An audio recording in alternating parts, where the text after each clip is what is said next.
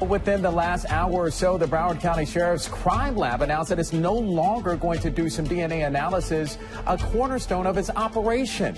And the lab faces losing its accreditation. NBC6 investigator Tony Pipitone has been following the science here and joins us live in the newsroom with more on this. Tony. Yeah, the experts who give the lab its accreditation found errors in how it analyzed DNA, mistakes that lawyers say could implicate innocent people. That's why the lab just now has agreed to stop doing some DNA tests and will have to pay another lab to do them. All this while it fights to keep its accreditation. Defense attorney Monique Brochu knew last year something was not right with DNA evidence coming from Broward's crime lab. It was the only physical evidence helping place her client, Javon Gibson, at the scene of an April 2010 murder. So Brochu brought in DNA expert Tiffany Roy, who found the Broward Sheriff's Crime Lab was misinterpreting DNA evidence, an accusation confirmed by a board that determines how crime labs should operate. The very first case that I ever consulted on for a defense attorney was a Broward County case, and it was done completely wrong. The case had a profile that I would consider to be unreliable. It was too limited information, too unreliable information, but Broward County went ahead and made an association with it, matched it to a defendant, and I didn't know how they could do that with this limited data. You're supposed to look at the sample independently of anything else. You're supposed to make a determination if that sample that you have, that partial sample, is enough to go forward with a match, okay?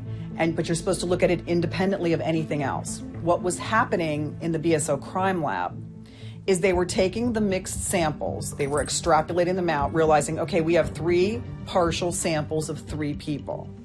Now, when they realized they couldn't go forward, they were supposed to stop. But instead of stopping at that point, what they were doing was taking the known samples, the people that they wanted it to be, okay? And they were saying, oh, look, here's Monique's client. And Monique's client and this one, we kind of match it, and it kind of is matchy-matchy, and okay, we'll do that one. And this one, okay, this is another guy, and it's kind of good, and it kind of matches here and there. Okay, we'll do that one. So it was like they were playing a game. Instead of doing what they were supposed to do independently, they were just trying to match it up with the known samples.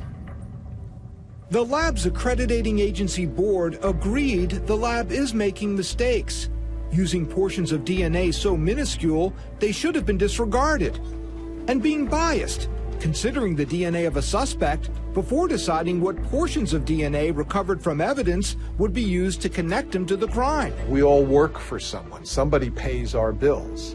We're influenced by that, no question. Some of the crime labs are paid by the state police. Some of them wear badges in the lab. Do they have a special relationship with the police, with law enforcement? Of course they do. Most people who work in labs get all the information about the case. They may have emails sometimes from prosecutors, and the emails are like, you know, we really got to get this guy. Does that have an effect on the science?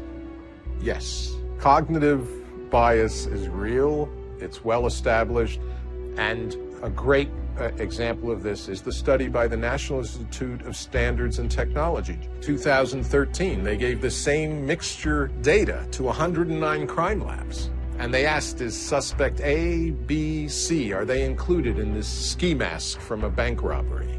But they created the data so that for suspect C, it was really hard to tell whether C was included or not. 76 of 109 North American crime labs said suspect C is included. Suspect C was not included by the National Institute of Standards and Technology. It was a distractor. It was a tough problem to see when labs would say it's inconclusive. And instead, 76 labs said this person is included. That doesn't mean we don't trust the DNA. I think the DNA is very helpful if it helps show someone didn't commit a crime. But to convict, we require a jury to find beyond a reasonable doubt.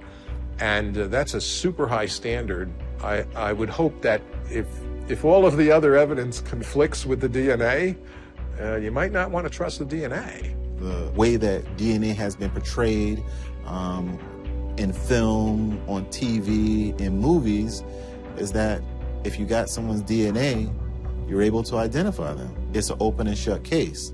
The reality is, it's far more complicated than just open and shut. I'm old enough to be embarrassed about some of the things we used to believe about DNA. We used to testify to a high degree of scientific certainty without having calculated the certainty, because I was taught, as the FBI taught people, to testify that way, to say, I am sure of my results to a high degree of scientific certainty. And then somebody said, you know, that's actually a mathematical calculation. Did you do that?